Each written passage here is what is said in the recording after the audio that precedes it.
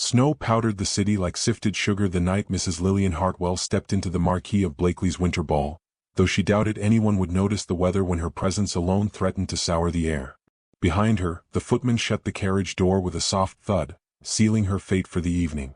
She gathered her modest gray silk skirts, breathed once for courage, and entered the blaze of chandeliers that made every jewel glitter, every silk gown shimmer, and every whisper sharpen like a blade. The orchestra played a waltz too grand for her quiet steps, but she carried herself with dignity. She had learned long ago that a bowed head invited sharper cruelty. Lillian moved through the gilded hall with the grace of someone who wished only to take up as little space as possible. Her employer's family had insisted she attend as their companion, a gesture presented as kindness but more truthfully an obligation. Someone had to hold the invitations, fetch smelling salts, gather shawls, and politely melt into corners. Yet the moment she crossed the threshold, she felt the sting of eyes assessing her gown, her widow's pin, her posture, her very right to breathe beneath so many crystal lights. Is that her? The governess widow? The Hartwell woman, the one whose husband died and left nothing but debts? I heard she was invited out of charity. Imagine being pitted into a ballroom. The voices floated around her like icy feathers. She kept walking, chin gently lifted, though her pulse fluttered beneath her lace collar. A lady in emerald silk stepped directly into her path, fanning herself with idle cruelty. Oh, pardon me, the woman said sweetly, eyes sweeping Lillian's aged gown. I did not realize they allowed companions to wander unattended. How progressive of the Marquis. A soft titter followed. Lillian lowered her eyes in a restrained curtsy, the gesture taught in better days when she had been the young wife of a hopeful clerk, not yet the pale shadow of a woman navigating London on the fumes of dignity. The humiliation pricked her skin. She imagined it glowing there, visible to all. But something else pierced the air, a gaze. Heavy, assessing, quiet as winter falling on stone. Across the ballroom stood the Duke of Ashford, his Grace Alastair Hawthorne, a figure of somber elegance in black and silver. He was tall, carved by grief rather than age, and watched the room with the wary stillness of a man long accustomed to betrayal. For reasons she could not fathom, his eyes were fixed upon her, not with curiosity nor disdain, but with a kind of solemn recognition, an echo of seeing another wounded soul in a merciless room. Lillian looked away first, unsettled. The evening only grew harsher. Lady Maribel Stanton arrived like a storm cloaked in crimson velvet, her beauty as sharp as her ambition. She swept across the ballroom toward the Duke, but upon noticing his brief glance toward Lillian, something cold flickered in her eyes.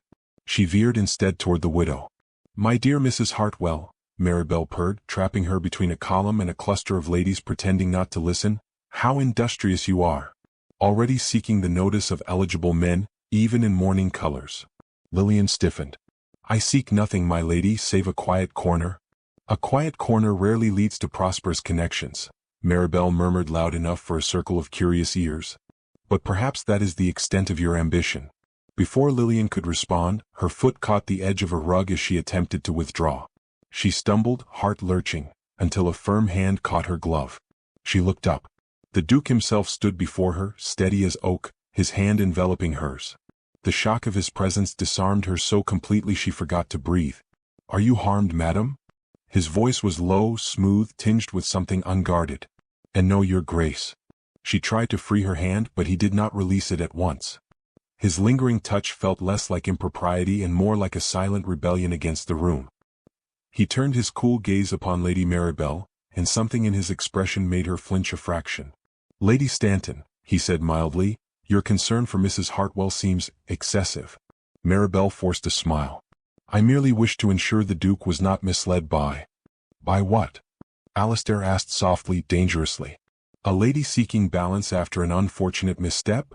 The tone carried weight without raising volume, and the group around them dissolved like startled birds.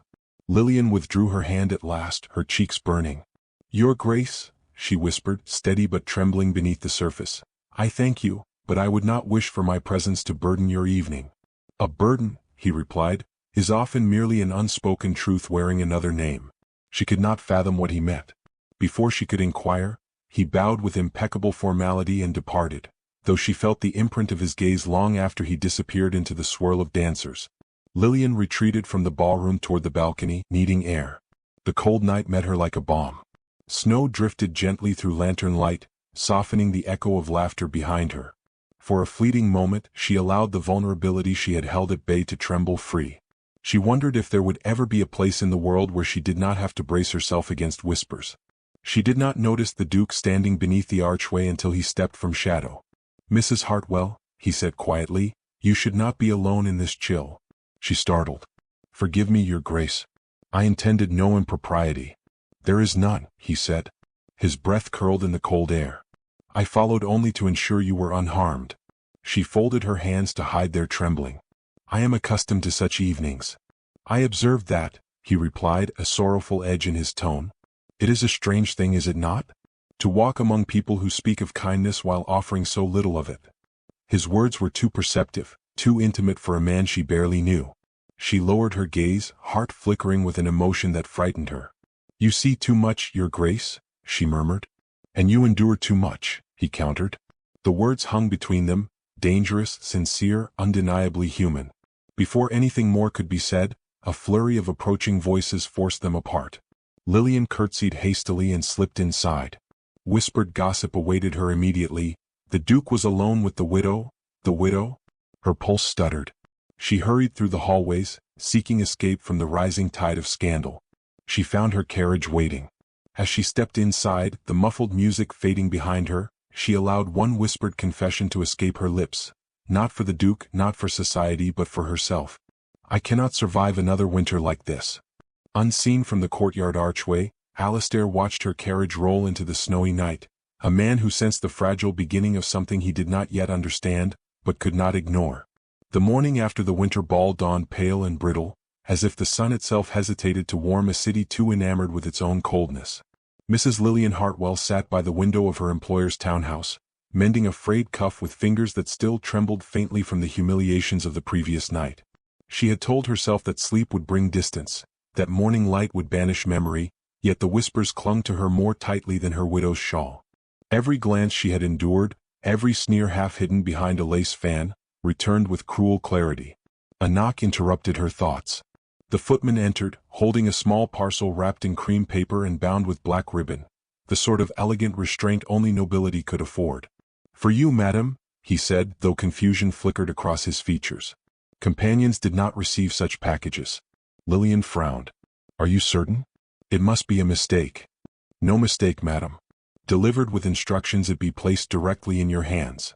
He withdrew, leaving her with the parcel and a growing sense of unease. With careful fingers, she untied the ribbon and eased open the paper.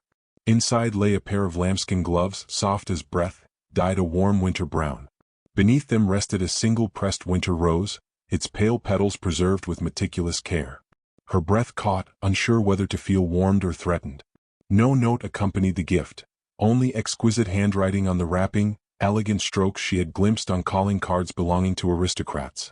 But she knew, with unsettling certainty, whose hand had instructed this offering.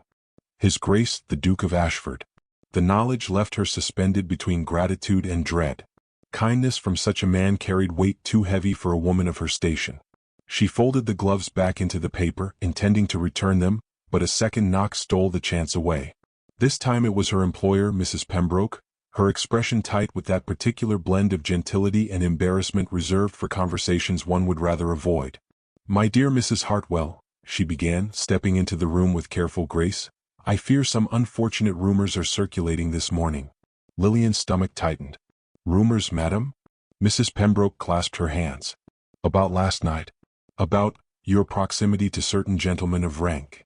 Lillian felt her heart constrict. "I was merely seeking air, madam. The Duke approached to ensure my well-being. Nothing improper transpired." Mrs. Pembroke nodded in sympathetic acknowledgement. "I believe you. However, society's perception rarely aligns with truth. It would be best if you kept to yourself for a few days, perhaps avoided public gatherings until this tide settles." The word tide seemed generous, it felt more like a flood. And the gloves resting on her lap suddenly burned like forged iron. "I understand," Lillian whispered. Her employer hesitated, then added gently, "Some have said the Duke showed particular interest. I pray such talk does not bring you trouble." Lillian bowed her head, mortified. She wanted to explain, to insist she had no designs on any nobleman, least of all the Duke, whose life existed in a realm entirely untouchable to hers. But the moment Mrs. Pembroke left, Lillian hid the gloves in her drawer, as though concealing evidence of a crime she had not committed. That afternoon she accompanied the Pembroke family to a charity luncheon, an obligation she could not refuse without drawing more suspicion. The event was held in Lady Fairchild's conservatory, a magnificent room of ironwork and glass where camellias bloomed despite the winter frost. Lillian lingered near the far corner, trying to disappear among the towering ferns, but whispers traveled swiftly through the warm air. "Did you hear? The Duke sent her gloves." "Gloves? They say she spent half the evening alone with him. How disgraceful. A widow and so soon fishing for favor." Lillian's throat tightened and she stepped deeper into the greenery, willing her pulse to quiet. A voice, steady and low, broke through the murmur behind her. "Mrs. Hartwell." She turned. The Duke of Ashford stood a few paces away, framed by white camellias, the winter light filtering through the glass above casting a softened glow upon his solemn features. His presence drew her breath away with the same startling force as when he had caught her hand in the ballroom. "Your Grace," she managed, wondering how such a man could move with such silent certainty. "I hope to find you," he said. "I feared you might be suffering consequences you did not earn." His words, so precise and considerate, pierced her defenses. "I would not have society misunderstand your intentions," she said softly. "Your assistance last night has already stirred more talk than I can counter." His jaw tightened.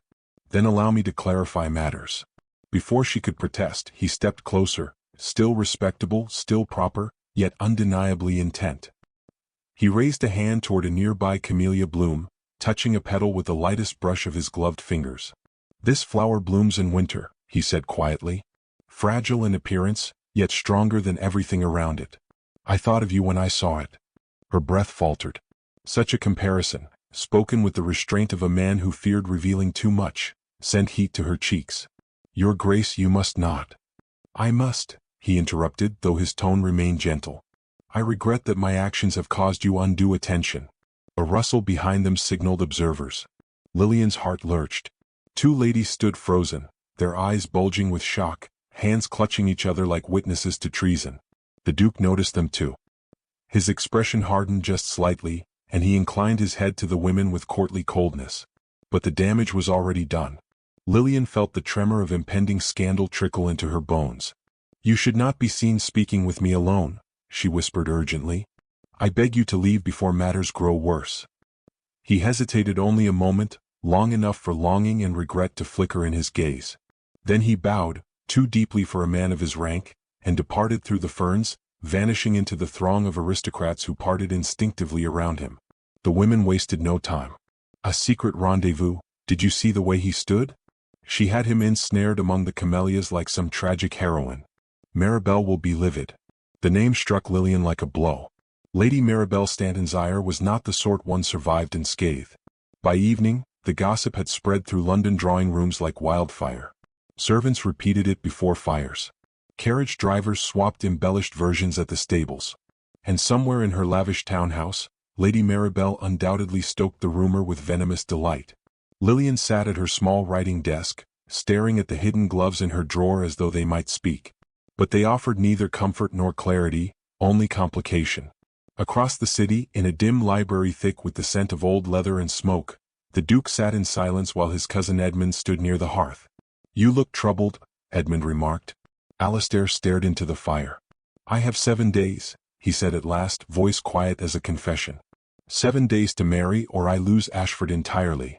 Edmund froze, shock eclipsing his usual levity. 7 days? Then you must choose at once." The Duke's hand tightened around the arm of his chair. "And the only woman whose presence does not suffocate me now believes I have ruined her." The fire crackled, a single ember drifting upward like a dying hope, and the room fell into somber stillness as the weight of inevitability settled upon the Duke's shoulders. The invitation arrived on a morning washed gray with mist, as though the world itself held its breath. Mrs. Lillian Hartwell found it upon the breakfast tray, a thick ivory envelope sealed with black wax bearing the hawthorn crest. The footman who delivered it offered no explanation, only a stiff bow that revealed nothing of what he thought of delivering a personal summons from a duke to a widow of humble standing. Her heart lurched. She stared at the seal long enough for the tea beside her to cool. Accepting the invitation would stoke the flames of gossip already spreading through London, yet refusing him felt dangerously close to ingratitude, even disrespect. The Duke of Ashford was not a man one dismissed lightly, not even in rumor. And beyond propriety, there remained the memory of his gaze in the conservatory, steady, solemn, imploring in a way she had not known a man of such rank capable of looking at someone like her. Her fingers broke the seal before she fully decided to do so. "Mrs. Hartwell, your presence is humbly requested at Ashford House at your earliest convenience. Matters of importance must be discussed. I assure you that your dignity and comfort shall be safeguarded. With respect, Alastair Hawthorne, Duke of Ashford." Her pulse quickened. Matters of importance. Such formality cloaked something more personal, something urgent. Within the hour, a carriage was arranged. Her employer, uneasy but unwilling to offend a duke, permitted her absence with a strained smile that betrayed an undercurrent of fear. Lillian dressed in her most modest attire, a navy wool gown with a high collar, and wrapped herself in her shawl as if it were armor. She reminded herself this meeting was likely to end whatever misunderstandings lingered in society's merciless mouth. And yet, a tremor of anticipation betrayed her calm facade. Ashford House rose from the fog like a mansion sculpted from winter itself. Tall windows reflected the muted sky, and frost clung to the iron gates as though reluctant to let them open for her. The butler greeted her with a bow so deep it unsettled her more than rudeness might have done. She was escorted through quiet corridors lined with ancestral portraits whose stern eyes followed her approach. But the Duke was not waiting in the grand drawing room. Instead, the butler led her through to the gardens beyond the glass doors, where winter lay in delicate repose. He stood among the frost-touched hedges, hands clasped behind his back, his black coat stark against the pale landscape. Snowflakes drifted onto his shoulders, dissolving as though the cold dared not linger on him. When he turned, the controlled tension in his posture revealed a man bearing more weight than his rank demanded. "Mrs. Hartwell," he said, bowing with a solemnity she felt unworthy to receive. "Thank you for coming. I feared you might refuse." She gathered her composure. "Your Grace, I could not deny a summons so earnestly written. Though I confess I do not understand the urgency." "Then allow me to explain." He gestured to a stone path winding through the winter garden. "Will you walk with me?"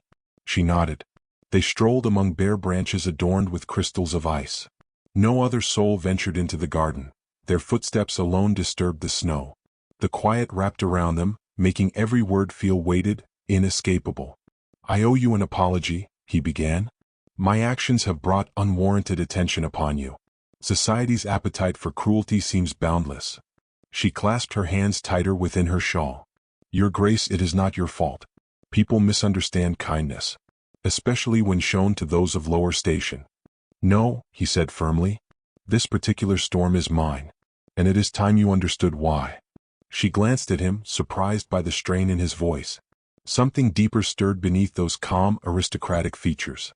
"My father," the Duke continued, "left a condition in his will.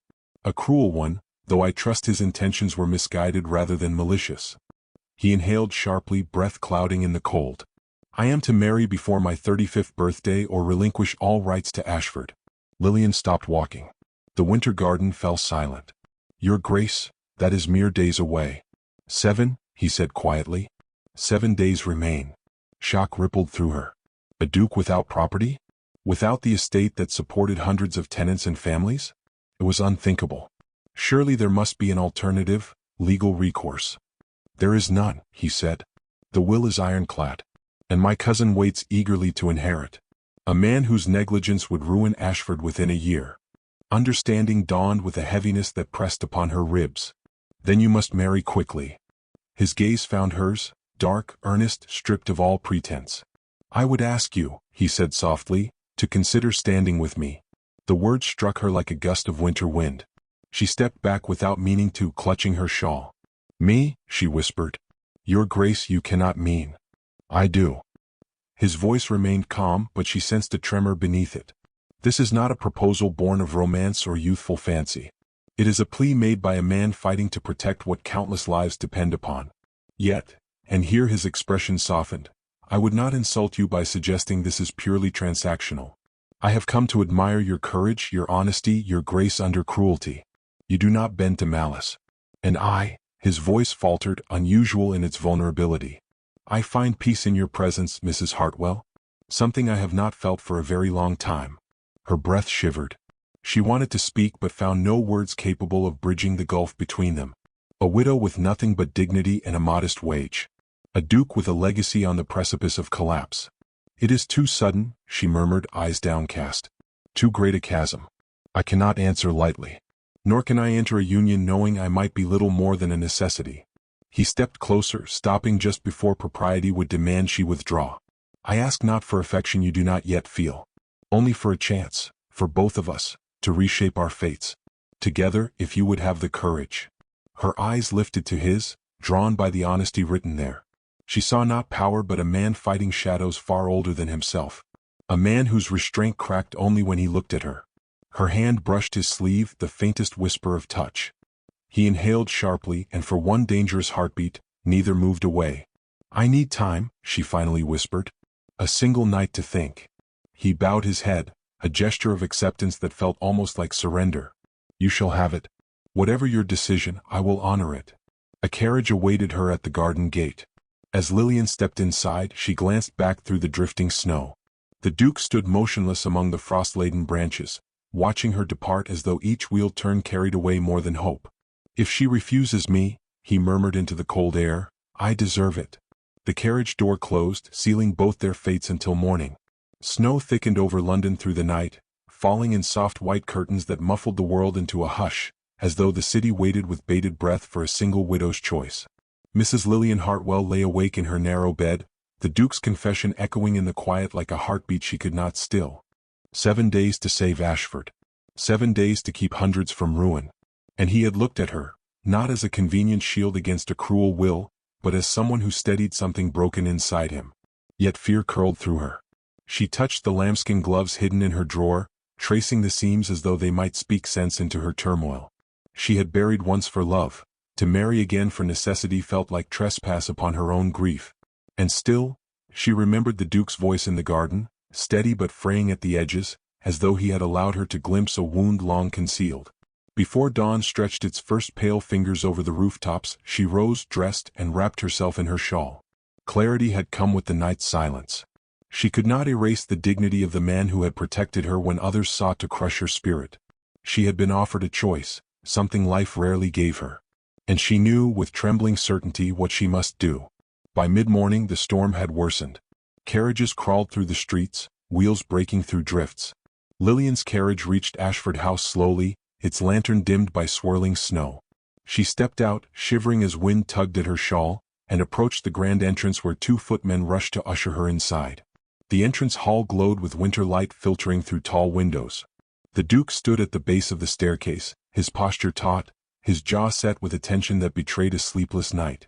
When he saw her, the mask he wore, one forged through years of restrained composure, fractured. He stepped forward, breath catching almost imperceptibly. Mrs. Hartwell, he said, his voice carefully even, you honor me with your presence. I feared the storm might deter you. The storm, she replied softly, is not the thing capable of frightening me today. A flicker of anxiety crossed his features. Then you have decided. She drew a steadying breath. Your Grace. I have considered every consequence, every whisper, every duty. And I have weighed them against the man I have come to know in these past days. He remained motionless, eyes dark and unguarded. I will stand with you, she said. If you still wish it. For a heartbeat, silence fell like a held breath. Then the Duke exhaled sharply, as though a blade had been lifted from his chest. Relief softened his entire frame, leaving him almost vulnerable. He bowed his head, not as a nobleman accepting agreement, but as a man receiving a blessing he had dared not hope for. I am humbled, he murmured, and undeserving. You are neither, she replied, her voice steadier now. You asked me with honesty. I answer with the same. Before either could say more, hurried footsteps echoed from the corridor. Edmund Hawthorne emerged, his expression a mixture of relief and caution. Alistair, forgive my interruption, but word has reached us. Lady Maribel is on her way. And she is not pleased. The Duke's mouth tightened. She would not be. Lillian stiffened. Your Grace, perhaps I should withdraw. No, Alistair said, the single word firm, protective. You will not hide in your own future. Moments later, Lady Maribel Stanton swept into the hall like a crimson storm, her velvet cloak shedding snow as though she brought the blizzard with her. Her eyes landed on Lillian with icy disdain. So it is true, she hissed. You mean to marry her? The Duke stepped forward, his presence commanding enough to silence even Maribel's fury. "Lady Stanton, whatever affection you imagined I bore you was a misunderstanding. Mrs. Hartwell is under my protection and will soon be under my name." Maribel's face hardened, lips trembling with repressed outrage. "She is beneath you." "And yet," Alistair replied coolly, "she carries dignity you cannot fathom." Lillian flinched at the open confrontation, but the Duke reached back, his hand finding hers in a gesture so tender it startled even him. He did not release her. "You wound me with your cruelty, Maribel," he continued, voice soft but sharp as ice. "But you will not touch my future Duchess." The title hung in the air like a spark catching flame. Gasps sounded from servants who had gathered at the edges, their decorum eroded by shock. Maribel drew a sharp breath, eyes glistening with humiliation. She turned abruptly and stormed away, the echo of her boots fading like a dying storm. Lillian's hand trembled in the Duke's. She met his gaze, her voice barely above a whisper. "You should not have said that. It will spread within the hour." "Let it," he answered, tightening his hold. "Truth is a fire. Best to let it burn quickly." The announcement of their impending marriage spread through London's social circles before twilight. Invitations were drafted at once.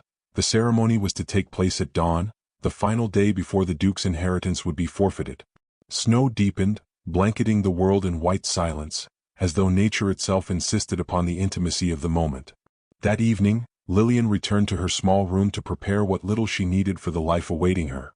Her heart beat with a mixture of courage and fear, but something steadier than both guided her hands. She folded her gowns, her shawls, and at last the lambskin gloves. When her fingers brushed the winter rose, she allowed a rare, fragile smile. But as she reached for her cloak, she noticed a slip of paper pushed under her door. No seal, no signature, only a single line written in jagged ink. "If you marry him, you will regret it." The words pulsed with menace, stark against the candlelit room. Her breath caught, fear fluttering cold and sharp beneath her ribs. Someone wished to frighten her, or worse. But she forced herself to stand still, to breathe through the tremor. The Duke had offered her truth, vulnerability, and a future built from shared resolve. Fear alone would not turn her from that path now. She folded the note, tucked it inside her cloak, and whispered into the dim room, "Tomorrow I choose my fate." Outside, snow continued falling, soft, unbroken, relentless, ushering the night toward the dawn of their reckoning.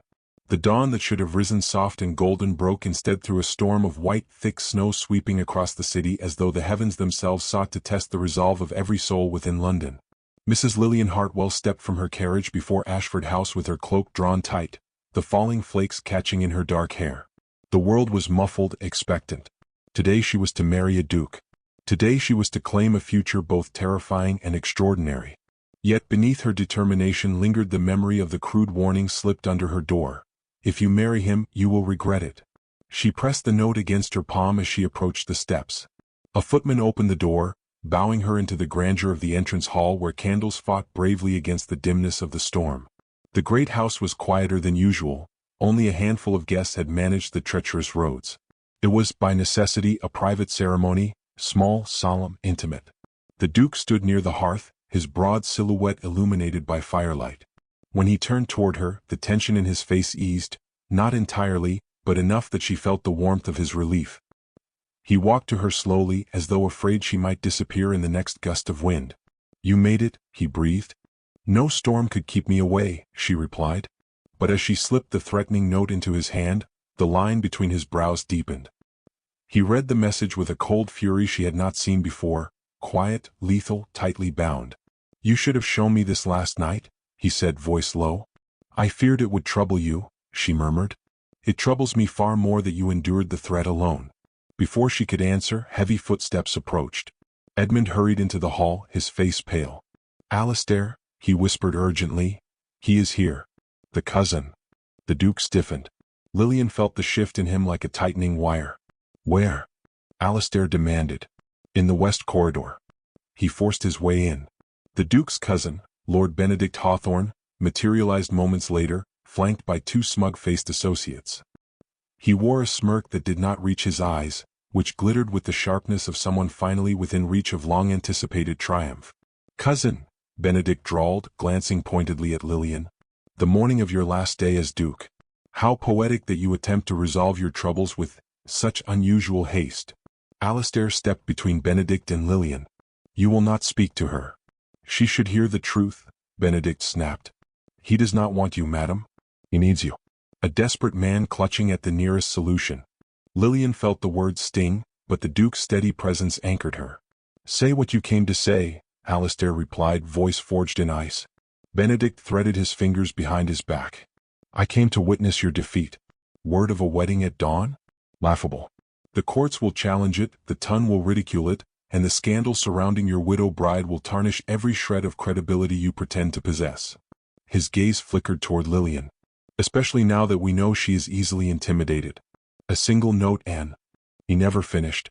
The force of Alistair's steps silenced him more effectively than a blow. "You threatened her," the Duke said, each word heavy enough to shake the room.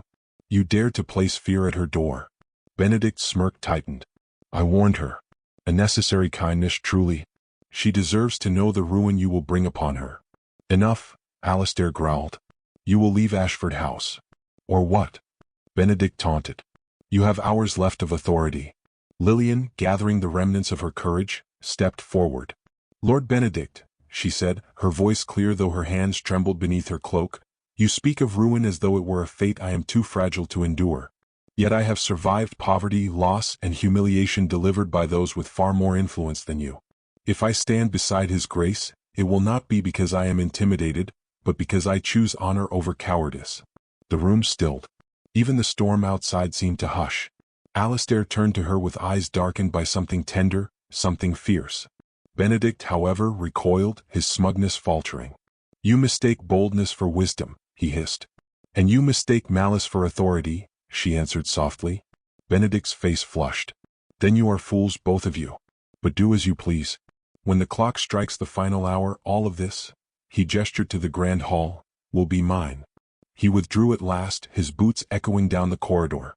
Only once he was gone did Alistair's shoulders drop, the strain slipping from him like snow melting off stone. "You should not have confronted him," he murmured, though admiration warmed his tone. "You should not face him alone," she replied without hesitation. Their eyes held, two souls bruised by different wounds, united by choice rather than fate. Moments later, the chapel at the far end of Ashford House filled with the soft glow of candles. The storm beat against the stained glass as though longing to witness what happened within. A minister, summoned overnight and snow-soaked from travel, stood ready with his book. Edmund waited as their witness, hands clasped, face solemn. When Lillian walked down the aisle, her simple ivory gown brushing the stone floor, Alistair's breath left him. She was not adorned like a duchess. She wore no jewels except the light that reflected from snow-dusted windows. Yet he looked at her as though she were the single, steady truth in a world made of shadows. Her hands trembled when he took them. His hands trembled more. "I once believed duty and affection could not coexist," he confessed softly, just for her. "But you have undone every certainty I ever held." Her pulse fluttered. "I once believed my life ended with my husband's passing," she whispered. "But you have given me reason to begin again." When the minister asked for their vows, the Duke's voice deepened with emotion he did not bother to hide. "I asked for a wife out of necessity," he said. "But I stand before you now as a man who cannot imagine drawing breath without you." Tears shone in Lillian's eyes, but she kept her voice steady. "I take your name not to escape hardship, but to share in your burdens, and in your hope." Their hands met, bare skin against bare skin, a touch that felt like stepping from winter into warmth. When the minister pronounced them husband and wife, the storm outside roared as though offering its own fierce blessing. Later, in the quiet that followed the ceremony, Alistair led her to the conservatory. Among the winter camellias, he presented her with a glass case containing the preserved rose he had given her days before. She reached into her cloak and offered him the lambskin gloves, no longer a symbol of scandal but one of acceptance. As they stepped into the snowy courtyard, the world softened around them. Snowflakes caught in Lillian's hair, melting as Alistair brushed them away. "Whatever awaits us," he whispered, "we face it together." "Together?" she echoed, her hand slipping into his. And beneath the falling snow, the Duke and Duchess of Ashford stood rooted in the knowledge that love, born of dignity, forged in trials, would be their truest inheritance.